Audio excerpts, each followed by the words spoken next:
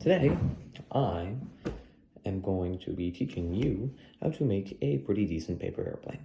So, what you're going to need is a piece of paper. Printer paper is best.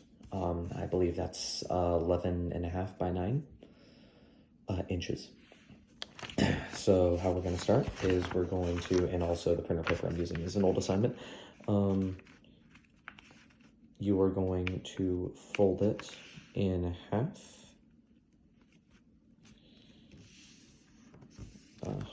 Like that. Also, this is probably going to be a little bit more than 3 minutes because I am not fast at doing things. I usually like to fold things both ways, so that way the crease line is even more apparent and easy to follow.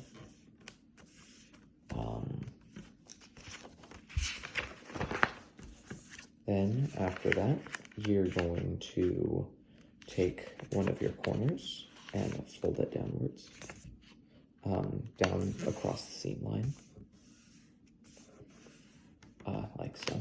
You do that with the other side as well to make a sort of point.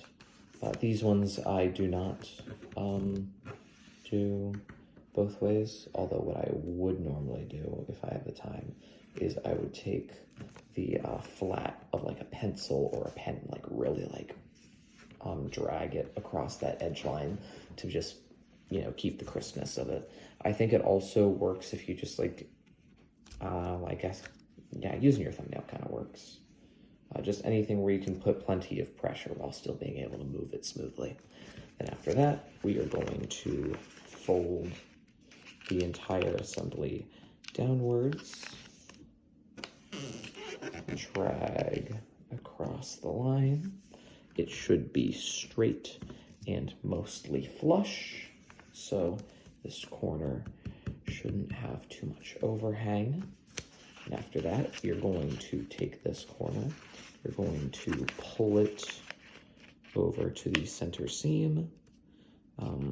Jury's still kind of out on how much you want to move it down. What's really imperative, though, is you don't make it into like another point, right? You really want it to be down here.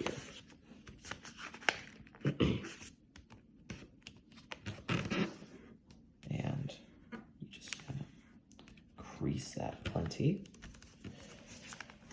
You take this other one.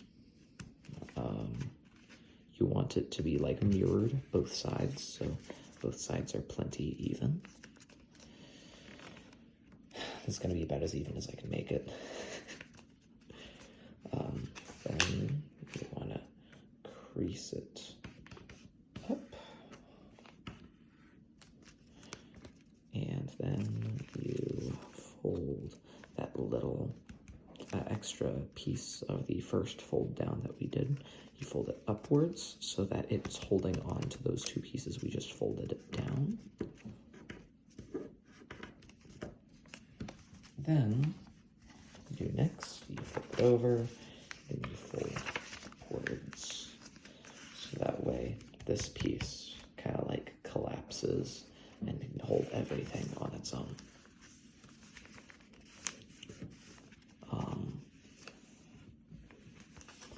Then you fold the wings. So the way I do that is by taking these pieces.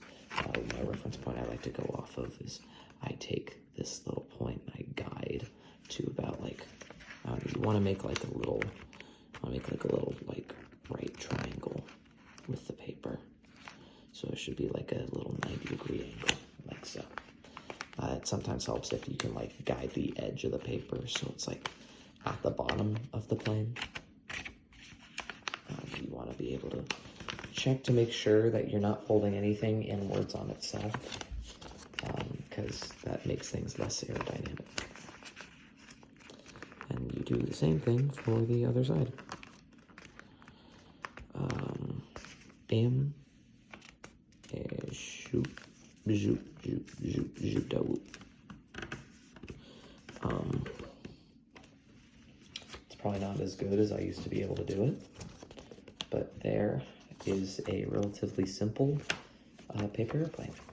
As you can see, it's kind of symmetrical. And if I just pick up the camera, hi, that's my face. I'm going to take it over here into my living space, yeah. And you just, cool, 100 points. And that's me.